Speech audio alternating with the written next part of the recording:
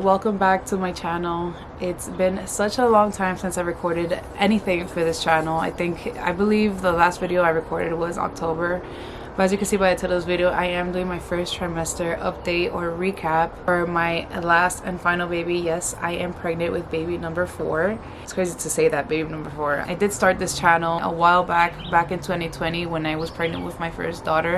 And it's crazy for me to think that I'm doing this video 2 years later for baby number 4. It blows my mind still that I'm actually talking about baby number 4. It's crazy. If you guys don't follow me on my family channel with my husband, I did post, I told my husband and my kids I was pregnant. I also have posted my family's reaction, old wives tales, and my gender reveal. So if you guys haven't checked it out, go check it out. I'm gonna put our name here, and I'm also going to put our channel here somewhere. It's a sticker. You can press that and you can subscribe.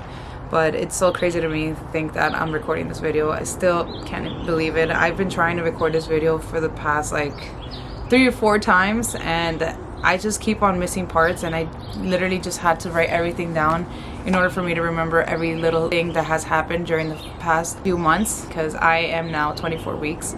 I wanted to record this video right when I hit second trimester, but unfortunately a lot of things has been happening. You're gonna get more information about what's been going on with this pregnancy like later on in this video, but right now I wanted to focus on more normal basic things in the first trimester, like symptoms, cravings, and products that help me out with this first trimester. These animals, if it ain't my dogs, it's these birds. If it ain't the birds, it's my freaking kids. If it ain't my kids, my husband. Oh my god. I'm just trying to record this video so you gonna get this nature. So I'd rather you guys hear birds outside than my kids going crazy. But I really wanted to record this video for the sake of my memory, and also because I wanted to bring you guys on this journey with me. This video is gonna be very long. Like I said, I wrote everything down and I don't want to miss any parts. I wanted to start off with the symptoms. If you see me looking down, it's because I have my notebook here, but I did want to start with some symptoms and how I found out that I was pregnant. First symptom obviously is a missed period. So I didn't really go with my missed period because I do have irregular periods. I do have PCOS, so I just thought that I was going to be very late. But that was one of the first symptoms and signs that I had for this pregnancy. Crazy acne.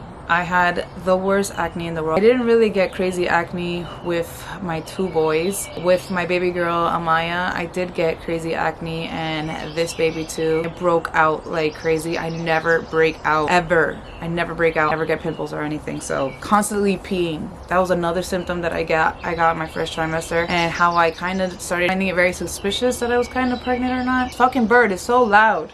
When I first found out I was pregnant with Amaya, I said the same thing. It's either I'm pregnant or I'm a diabetic because I'm peeing like crazy. I was peeing so much. I kept on even peeing on myself, and I'm like, what is going on? I was severely nauseous during the first few weeks. I'm gonna say like first 2 weeks during the 7th and 8th week. And I would only get nauseous at 3 o'clock in the fucking morning. Every single day I would get nauseous at 3 o'clock in the morning, and I still do. I still freaking get nauseous. I don't understand what's the purpose of 3 o'clock in the morning every single day. I was bloated a lot, very freaking bloated. On Christmas, I tried on these jeans that I usually wear. It's the only jeans that actually fit me. Put it on for Christmas and it didn't fit. It was so tight on my belly, and I'm like, what the hell's going on? And I showed my mom came over, and she's just like, something's up. It's either you gained weight or you're pregnant. So I was always tired. That's another symptom that I had. I was always tired. I was literally like a bear, like if I was in hibernation mode. I just wanted to sleep all day. I did not have energy at all. The last symptom that might have like caught on to my pregnancy was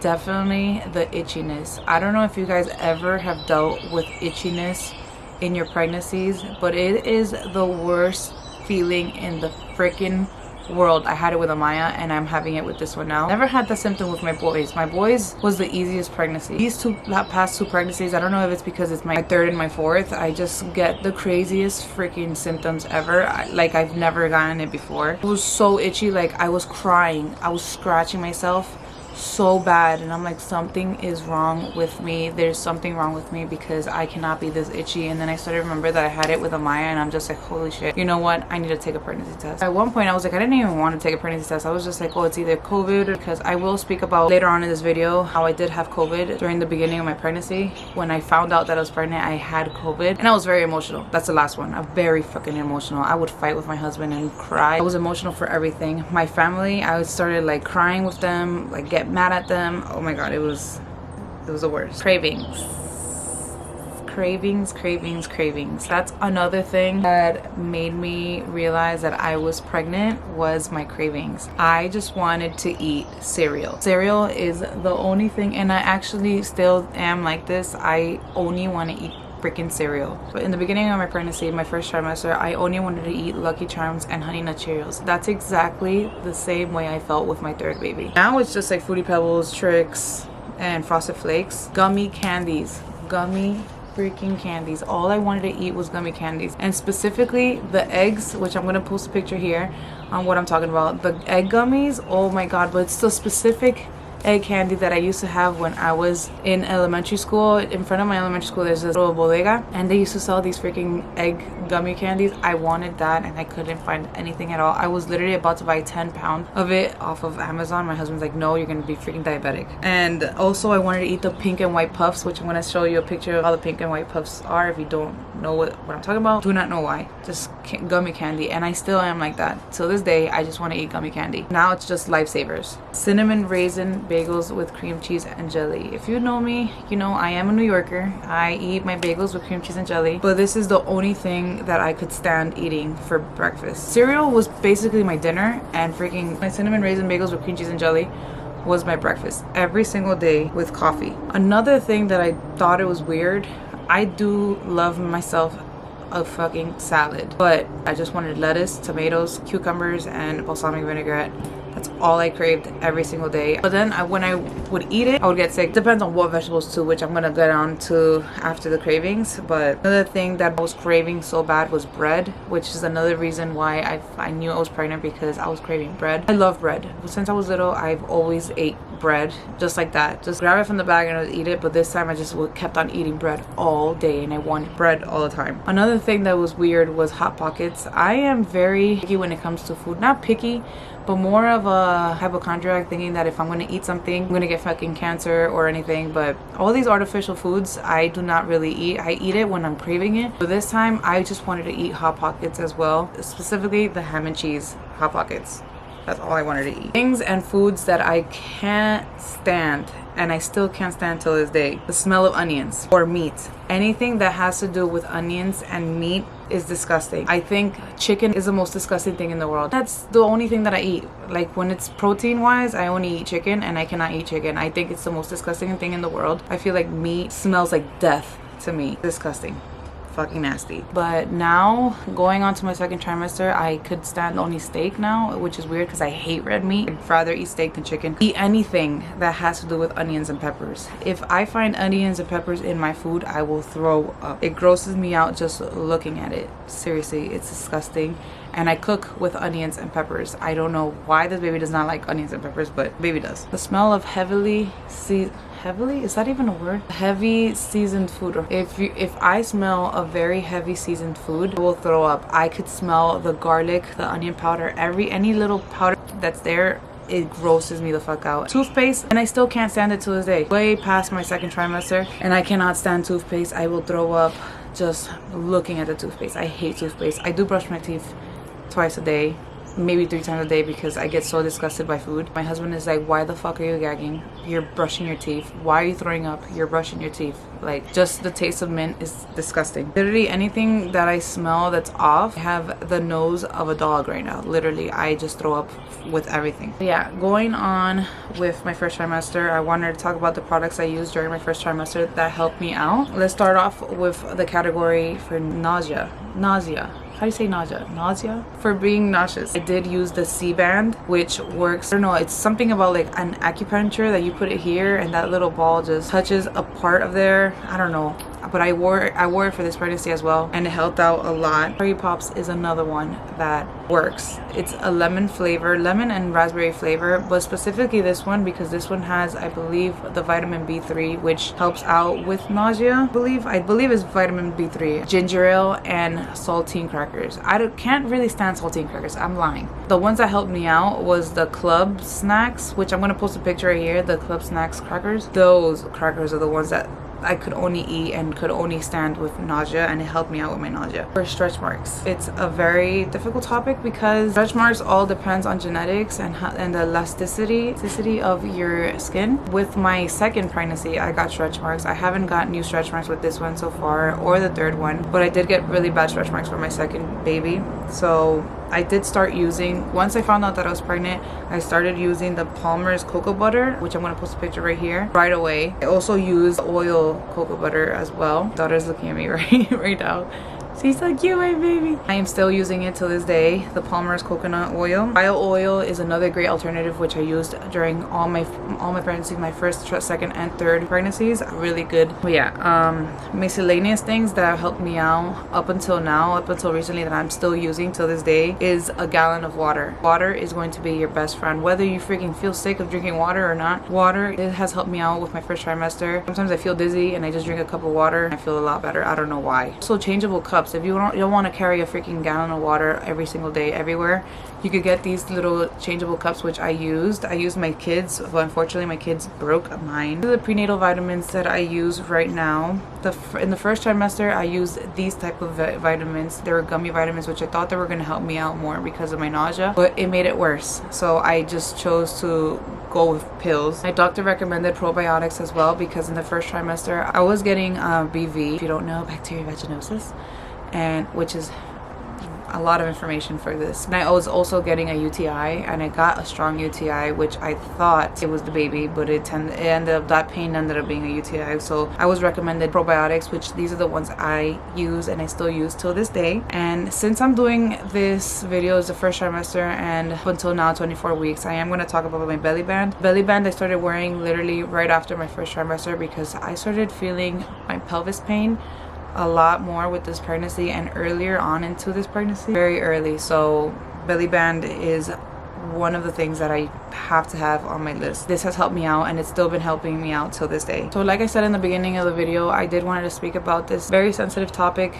that obviously, if you could see by my thumbnail or by my title of this video, I did say that I had a miscarriage scare, and I did want to speak up about this.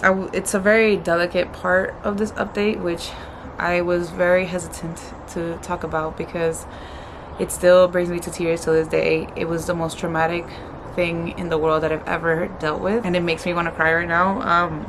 I figured I'd put it up because pregnancy is not always so dandy, and showing you guys the not so beautiful side of pregnancy. Not saying that everybody's gonna have the same thing as me, because everybody's body is different, but I unfortunately have a lot of problems. If you guys follow me, you know I have a bicoordinate uterus, I have PCOS, I have infertility, so I have all these things. I don't even know how to start this part, but whatever, I'm gonna just start it. So literally the day I found out that I was pregnant with my baby, so excited. Obviously everybody tends to be so excited or confused or just mixed emotions about pregnancy when you first find out. So I didn't tell my husband until the next day. Like I said, New Year's Eve at 10 o'clock or 11 o'clock, before the ball dropped, I told my husband I was pregnant. That same day that I told my husband the news that we were expecting baby number 4, I started bleeding. And I told my husband, but I also wasn't worried because I know that it's normal to spot during the first few weeks of pregnancy. I had to stop and get myself a little drink. I got the Hawaiian Sun tropical iced tea. If you know, you know. I miss Hawaii so much. Where was I? My husband and I was so worried, so I decided to wear a pad before I went to the hospital. Like I said in the beginning of this video, I did have COVID during this pregnancy. The beginning of the pregnancy, when I actually found out I was pregnant, I found out that I had COVID as well. That is the worst way to find out you're pregnant. So like I said, I did wear a pad, and I figured that I would wait till the next day because it is New Year's Eve and I did not want to be in the hospital on New Year's Eve. So I waited the next day for New Year's Day, and the bleeding started getting heavier, and I was like, wait, hold on, this is not spotting no more. This is something serious. Not only was I bleeding heavy, I was cramping too. With my first few pregnancies, especially with Amaya, I did spot. I had the same reaction. I'm just like, oh my god, maybe it's just a little scare. I went to the hospital and they did say it was a threatened miscarriage. Like all of my pregnancies, it was a threatened miscarriage. But if it didn't come with cramping, and if the baby looks good in ultrasound, if there's nothing in the ultrasound, then it's fine. So, but this one is different. I started cramping heavily. Like, it was very, very bad cramping. I decided to go to the hospital the next day at night. It was a New Year's Day. When I got to the hospital, I obviously explained to them that I was cramping, that I'm bleeding. I just found out that I was pregnant, and I don't know how many weeks I am. And they brought me in right away. I also did explain that I had COVID symptoms because I did take a COVID exam and it said negative. But I didn't want to risk anybody else's life. So they started checking me out for my oxygen levels as well. And unfortunately, my oxygen levels was very low and I couldn't breathe. So during the hospital stay, I did this clip and it looks familiar. If you go to I believe my New Year's Eve, New Year's Day vlog, this clip is literally similar to that little clip that I had entered in there as I was in the hospital. I didn't want to say that I was pregnant during that video. I did record this clip while I was waiting for my ultrasound. I'm in the hospital. It's New Year's Day. Yesterday I announced the pregnancy to my husband, and after that I started bleeding. I've been still bleeding since yesterday, so I'm in the hospital today. And also obviously I have COVID, so I'm here with the IV. Well, the IV finished already, but we're here waiting for the results. I just got my ultrasound done and see how the baby's doing and see how far along I am and if something's wrong. This happens like every pregnancy I've had, but this one is different. This one came with blood and cramping. Let's see what the doctors say. It's not how I wanted to start my new year, but unfortunately things happen. So after the ultrasound, I did find out that I was 7 weeks pregnant. The baby still had a strong heartbeat, which, praise the Lord, I was crying the whole time I was in the hospital, because not only was I alone, I had COVID symptoms. I had very low oxygen levels, which I had to have oxygen put on. I had an IV. Weren't understanding why I was bleeding. And the doctor did warn me that it was going to be a threatened miscarriage. Also, there was a hemorrhage in my uterus. Never in a million years would I imagine that I would go through something like this, which gets me so emotional. Did say I had a subchronic bleed. So they said that I had to go check up with my doctor the next following days once I got my discharge papers, and I called my doctors letting them know that this is what happened, this is what they found out, and I need an appointment right away. I'm 7 weeks. They're like, okay, we have to wait for your 8 weeks. So we waited till January 11 when I went to go see my OBGYN for a follow-up. I do have a clip for that day too. Hi guys, so it's a few days later. It's January 11 and I have a doctor's appointment today. I'm actually here. We're gonna go check to see, we're here to check to see if the baby's okay. We're in my 8-week checkup, so, well, my first checkup. So yeah, we're gonna see if the baby's doing good and if there's nothing wrong, no complications or anything. So wish me luck and prayers, because that's all I need right now. Just came out of the doctor's appointment and look at the little baby. I don't know if you guys can see it. See my little baby.